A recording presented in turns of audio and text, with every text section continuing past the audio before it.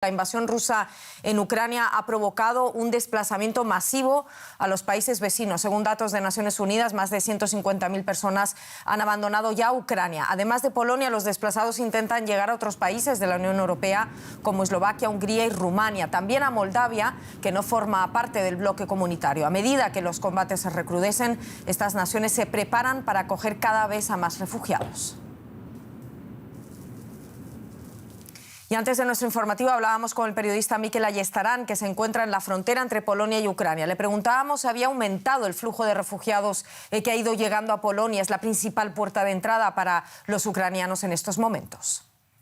Sí, prácticamente se ha duplicado el número de refugiados en las últimas 24 horas, según los datos que ofrecen las autoridades polacas. Aquí a Polonia han entrado ya al menos 100.000 personas y eso es algo que nosotros hemos podido percibir tanto en los puestos fronterizos que hemos visitado como en esta estación de tren en la que nos encontramos muy cerca de la frontera, que es uno de los 9 puntos que tiene establecido el gobierno polaco para atender a los ucranianos que huyen de la guerra. Y también pedimos a Mikel que nos acercara un poco más a esa realidad de quienes llegan a Polonia. Son sobre todo muchas mujeres y niños, contaba, separados de sus padres que han tenido que alistarse en el ejército ucraniano. Le preguntábamos cuál va a ser el siguiente paso para toda esta gente. Sí, muchas mujeres y niños, porque hay que tener en cuenta que hay ley marcial ahora mismo en Ucrania y los hombres entre los 18 y los 60 años tienen que acudir al ejército, por lo tanto no les dejan salir. Lo que nos hemos dado cuenta hoy también que si hay más afluencia de gente es porque están viniendo ya desde la parte este del país, que es la zona donde los combates son más duros y ya están también llegando aquí, ¿no? A una zona segura en Polonia. El siguiente paso, la mayoría de ellos, o muchos de ellos, pues sí que tienen familiares, tienen amigos con los que poder quedarse, pero y lo que se repite es esa incredulidad, ¿no? No se están creyendo lo que les pasa, piensan que es una pesadilla y la gente no tiene muy claro cuál va a ser el siguiente paso, qué van a hacer, si alejarse, si van a poder volver a sus casas en breve tiempo. Es todo muy confuso en estos momentos. Nos queremos acercar a la frontera entre Ucrania y Polonia. Concretamente nos vamos a Przemyśl. Allí se encuentra el periodista Ibai Arvideasa. Ibai, vamos a ver, mañana tienes previsto entrar en Ucrania. ¿A dónde te vas a desplazar? Hola, buenas noches. Sí, mañana junto a un grupo de compañeros y compañeras tenemos previsto ir hacia Leópolis, es decir, hacia la principal de las ciudades en el oeste de Ucrania. Es una zona relativamente tranquila de momento, aunque esta tarde han estado sonando sirenas que alertaban de un posible ataque aéreo. Finalmente no ha sucedido. Es una zona a la que todavía creemos que se puede acceder con un mínimo de seguridad, por eso vamos para allá.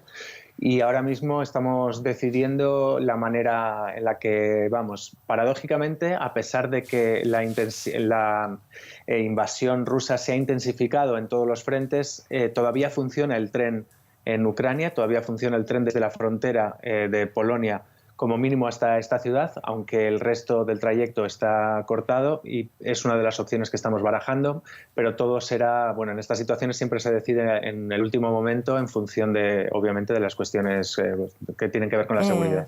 Tendréis que improvisar probablemente. Vamos a ver, ¿qué me puedes contar sobre la ofensiva rusa? Avanza por múltiples frentes. ¿Tienes novedades sobre la resistencia que está brindando el ejército de Ucrania?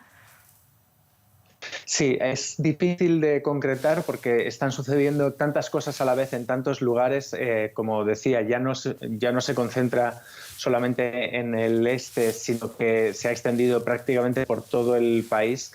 Y también la resistencia se está generalizando. Nos cuentan compañeras que estaban en Kiev, por ejemplo, que las unidades de defensa territorial, que son esta milicia que está amparada por el ejército ucraniano, pero formada por civiles, se ha ampliado muchísimo estos días. Aquí también en la frontera hemos visto cómo centenares de voluntarios ucranianos cruzaban la frontera en el sentido opuesto al que están cruzando los refugiados, es decir, volvían a Ucrania para unirse en muchos casos a las defensas, en otros casos directamente para el ejército. El ejército además ha dado recomendaciones como la de que los vecinos quiten todas las calles, todas las señales de las calles para confundir a los rusos. Ha publicado cómo fabricar en casa un cóctel Molotov, por ejemplo, animando a que todo el mundo lo haga. Son gestos más o menos efectivos o más o menos simbólicos, pero que también de alguna manera demuestran el desequilibrio de fuerzas entre estos dos bandos en guerra. A pesar de ello, Ucrania, con sus milicias y con su ejército, está resistiendo en muchas partes del país y veremos cómo evoluciona. Sí, veremos qué nos traen las próximas horas. Ibai Arbideasa, muchísimas gracias. Cuídate. Gracias.